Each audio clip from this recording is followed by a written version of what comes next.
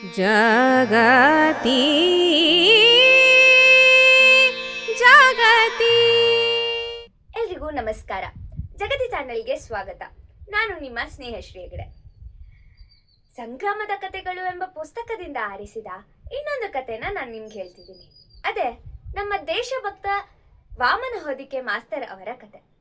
Ball Gangadhar Tilak ಅವರ ನಿಧನದ ಶೋಕ ಯಾತ್ರೆಯಲ್ಲಿ ಭಾಗವಹಿಸಿ ರಾತ್ರಿ ಶಾಲಾ ವಸತಿ ಗೃಹಕ್ಕೆ ತಡವಾಗಿ ಬಂದ್ರೆಂದು ಹೊರಗಾಕ್ಸ್ಕೊಂಡವ್ರೆ ನಮ್ಮ ವಾಮನ ಹೊದಿಕೆಯವರು. ನೋಡಿ, ಪ್ರೌಢ ಶಿಕ್ಷಣ ಧಾರವಾಡದಲ್ಲಿ ಪಡಿಬೇಕಿದ್ರೇನೆ ದೇಶ ಸೇವೆಯ ಕಿಚ್ಚಿನಲ್ಲಿರುವಂಥವರು ನಮ್ಮ ವಾಮನ ಹೊದಿಕೆಯವರು. ಇವರ ಹೆಸರು ವಾಮನ ಅಷ್ಟೇ. ಸ್ವದೇಶಿ ಸತ್ಯಾಗ್ರಹ, ಕರ ನಿರಾಕರಣೆ ಸತ್ಯಾಗ್ರಹ, ಹರಿಜನ ಉದ್ಧಾರ, ಹುಲುಬನ್ನಿ ಸತ್ಯಾಗ್ರಹ, ಇಂತಹ ಸತ್ಯಾಗ್ರಹಗಳಲ್ಲೇ ಮುಂದಿನ ಸ್ಥಾನ ವಹಿಸ್ತವ್ರೆ ನಮ್ಮ ವಾಮನ ಹೊದಿಕೆಯವರು. ಆ ಜನ್ಮ ಬ್ರಹ್ಮಚಾರಿ ನೋಡಿ. ದೇಶ ಸೇವೆಯೇ ಈಶ ಸೇವೆ ಅಂತ ನಂಬಿದವರು ನಮ್ಮ ವಾಮನ ಹೊದಿಕೆಯವರು. ವಾಮನ ಹೊದಿಕೆಯವರು 1901ರಲ್ಲಿ ಸಿರ್ಸಿಯ ಮಾರಿಗುಡಿಪೇಟೆಯ ಮನೆಯಲ್ಲಿ ಜನಿಸ್ತಾರೆ. ತಂದೆ ಅನಂತ್ ಹೊದಿಕೆ. ಪ್ರಾಯಶಃ ಇವರು ಕುಮಟಾದ ಹೊದಿಕೆ ಊರವರಿರಬಹುದು.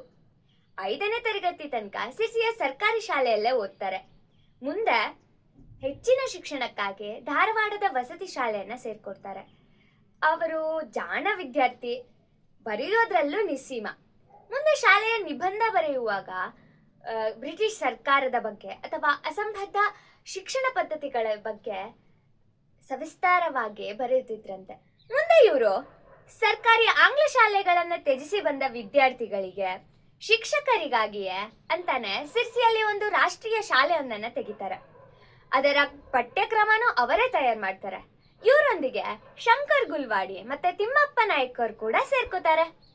ಗಣಿತ, ಸಮಾಜಶಾಸ್ತ್ರ, ವಿಜ್ಞಾನ, ಹಿಂದಿ, ಕನ್ನಡ, ಸಂಸ್ಕೃತ ಭಾಷೆಗಳನ್ನೆಲ್ಲ ಹೊರತುಪಡಿಸಿ ತರಕಾರಿ ಬೆಳೆಯುವುದು, ಜೇನು ಸಾಕಾಣಿಕೆ ಮತ್ತೆ ಇನ್ನು ಮೇಲುದ್ಯೋಗಗಳ ಬಗ್ಗೆ ಯೋಚಿಸಿ ಅದರ ಬಗ್ಗೆ ಪ್ರಾತ್ಯಕ್ಷ ಜ್ಞಾನ ಮತ್ತು ಪ್ರಾಯೋಗಿಕ ಕಲಿಕೆಗಳನ್ನ ವಿದ್ಯಾರ್ಥಿಗಳಿಗೆ ನೀಡ್ತಾರೆ.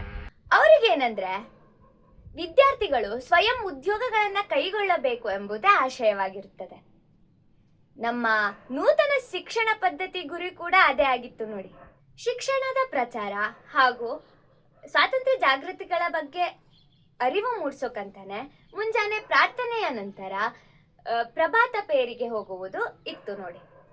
ಮಕ್ಕಳೆಲ್ಲ ಸಮವಸ್ತ್ರ ಧರಿಸಿ ಪ್ರಭಾತ ಪೇರಿ ಮಾಡೋದನ್ನ ನೋಡಿ ಪಾಲಕರೆಲ್ಲ ಅತೀವ ಸಂತೋಷವನ್ನ ತೋರಿಸ್ತಾರೆ. ಇವರ ಸಿರ್ಸಿ ಶಾಲೆಯಲ್ಲಿ 200ಕ್ಕೂ ಹೆಚ್ಚು ವಿದ್ಯಾರ್ಥಿಗಳು ಓದ್ತಿದ್ರು. ಮುಂದೆ ಉತ್ತರ ಕನ್ನಡ ಜಿಲ್ಲೆಯಲ್ಲಿ ಕಾರವಾರ, ಹೊನ್ನಾವರ, ಕುಮಟಾದಲ್ಲಿ 56 ಶಾಲೆಯನ್ನ ಸ್ಥಾಪಿಸ್ತಾರೆ ನೋಡಿ. ಶಾಲೆಯ ಆರ್ಥಿಕ ನಿರ್ವಹಣೆಯನ್ನ ಮುಷ್ಟಿ ಫಂಡ್ ಮೂಲಕ ನಡೆಸಲಾಗ್ತಿತ್ತು. ಈ ಮುಷ್ಟಿ ಫಂಡ್ ಅಂದ್ರೆ ಏನಂತೀರಾ? ಊರಿನ ಪ್ರತಿ ಮನೆಯವರು ತಮ್ಮ ತಮ್ಮ ಮನೆಯ ದೇವರ ಮುಂದೆ ಒಂದು ಪೆಟ್ಟಿಗೆ ಇಡ್ತಾರೆ.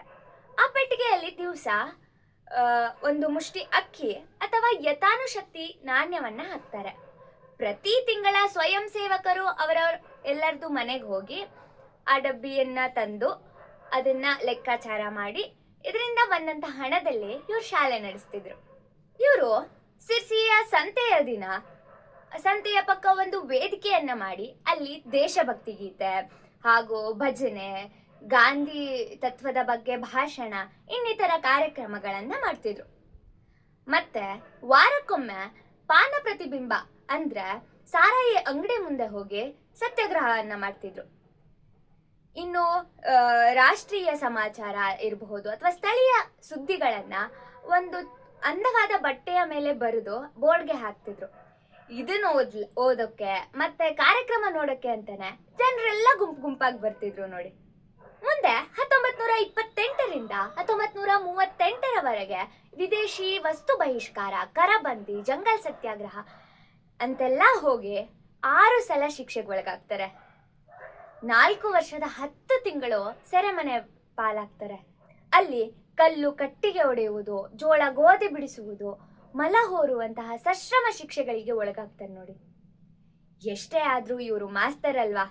ಅಲ್ಲಿರೋ ಅಪರಾಧಿಗಳಿಗೆ ಸಚ್ಚಾರಿತ್ರವನ್ನು ಪಾಠ ಮಾಡಕ್ ಮಾತ್ರ ಮರೀಲಿಲ್ಲ ನೋಡಿ. ಮುಂದೆ 1932ರಲ್ಲಿ ಸಿರ್ಸಿ ಸಮೀಪದ ಜಡ್ಡಿಗದ್ದೆಯ ಕೋರಕೋಡಿಯಲ್ಲಿ 5 ಎಕರೆ ಜಮೀನನ್ನ ತಗೊಂಡು ಗಾಂಧಿ ಅಂತೆ ಒಂದು ಆಶ್ರಮವನ್ನ ಸ್ಥಾಪಿಸ್ತಾರೆ. ಅಲ್ಲಿ ಹೈನುಗಾರಿಕೆ, ಖಾದಿ, ಹಿಂದಿ ಪ್ರಚಾರ, ಹರಿಜನ ಅಭಿವೃದ್ಧಿ, ಕೃಷಿ, ಧ್ಯಾನ, ಭಜನೆ ಅಂತ ಕೆಲವು ವರ್ಷ ಕಳೀತಾರೆ. ಆದ್ರೆ ಮೈಲಿ ಬೇನೆ ಹಾವಳಿಯಿಂದ ಆ ನೆಲ ಬಿಟ್ಟು ಬರ್ತಾರೆ. ಸಿರ್ಸಿಯಲ್ಲಿ ಪ್ರಥಮ ಬಾರಿಗೆ ಖಾದಿ ಭಂಡಾರವನ್ನ ತೆರೆಸ್ತಾರೆ.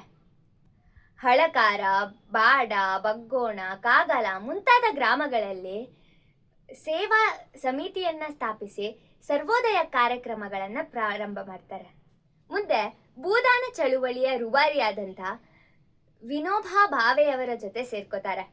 ಭೂದಾನ ಎಂಬ ಪತ್ರಿಕೆಯ ಸಂಪಾದಕರು ಕೂಡ ಇವರಾಗ್ತಾರೆ. ಇವರು ಬರೆಯೋದು ನಿಲ್ಸೋದೇ ಇಲ್ಲ. ಬರೆಯೋದನ್ನೋದು ಇವ್ರಿಗೆ ವ್ರತವಾಗಿತ್ತು ನೋಡಿ. ಇವರು ಪತ್ರಕರ್ತರು ಕೂಡ ಹೌದು. 58 ಗ್ರಂಥಗಳ ಕರ್ತೃ ಕೂಡ ಹೌದು. ಹೊದಿಕೆಯವರು ಭೂದಾನ ಪತ್ರಿಕೆ ಒಂದೇ ಅಲ್ಲದೆ ಪಂಚಾಮೃತ, ಸರ್ವೋದಯ ಶಾಲಾ ಪತ್ರಿಕೆ, ಕಥಾ ಸಂಗ್ರಹ ಮಾಲಿಕೆಗಳ ಸಂಪಾದಕರು ಕೂಡ ಆಗಿದ್ರು. ಅಷ್ಟೇ ಅಲ್ಲದೆ ಕೆಲವು ವರ್ಷ ಹುಬ್ಬಳ್ಳಿಯ ಬೆಂಗೇರಿ ಊರಿನಲ್ಲಿದ್ದು ಅಲ್ಲಿ ಆಹಾರ ಮತ್ತು ಆರೋಗ್ಯ ಎಂಬ ಮಾಸ ಪತ್ರಿಕೆಗಳನ್ನ ಇವರೇ ನಡೆಸ್ಕೊಡ್ತಾರೆ ನೋಡಿ. ಹೊದಿಕೆಯವರು ಸ್ವಾತಂತ್ರ್ಯ ಬಂದ ನಂತರ ಅಂಕೋಲ, ಬೆಂಗೇರಿ, ಮುಧೋಳಗಂತ ಊರಿನಲ್ಲಿ ವಾಸ ಮಾಡ್ತಾರೆ. ನಿಸರ್ಗ ಚಿಕಿತ್ಸೆಗಳ ಬಗ್ಗೆ ತಿಳಿಸ್ತಾರೆ. ಹಸಿಯಾದ ತರಕಾರಿ, ಹಣ್ಣು ಸೇವನೆ ತಿನ್ನೋದ್ರಿಂದ ಆರೋಗ್ಯ ಅಂತ ನಂಬ್ತಾರೆ. ಹಾಗೆ ಬದುಕಿದ್ರು ಕೂಡ ಇವರು. ಪ್ರತಿ ಹಳ್ಳಿಯ ಮನೆ ಮನೆಗೆ ಹೋಗಿ ಆರೋಗ್ಯದ ಬಗ್ಗೆ ಪ್ರಚಾರ ಮಾಡೋದೇ ಇವ್ರ ಕೆಲಸ ಆಗಿತ್ತು. ಹೀಗೆ 80 ವರ್ಷಗಳ ಕಾಲ ದೇಶಕ್ಕಾಗಿ ತಮ್ಮ ಜೀವವನ್ನೇ ಮುಡುಪಾಗಿಟ್ರು. ಮುಂದೆ ಇವರು 4 ಮಾರ್ಚ್ 1981ರಂದು ಘಟಪ್ರಭಾದಲ್ಲಿ ದೈವಾಧೀನರಾದರು. ಇಂತಹ ಸ್ವಾತಂತ್ರ್ಯ ಹೋರಾಟಗಾರ, ಅಪ್ರತಿಮ ಲೇಖಕ, ಶಿಕ್ಷಣ ತಜ್ಞ ವಾಮನ್ ಮಾಸ್ತರ್ ಅವರ ಕತೆ, ಅವರ ಹಿನ್ನೆಲೆಯನ್ನು ಕೇಳಿದ್ರೇನೆ ಪಾವನ ಆಗುತ್ತೆ ಅಲ್ವಾ. ಇನ್ನೂ ಇತರ ಸ್ಥಳೀಯ ಯೋಧರ ಬಗ್ಗೆ ಹೇಳಕ್ ನಾನು ರೆಡಿ ಇದ್ದೀನಿ. ಕೇಳಕ್ ನೀವು ರೆಡಿ ಇದ್ದೀರಾ ಅಲ್ವಾ? ಜೈ ಹಿಂದ್. ಜಾಗತಿ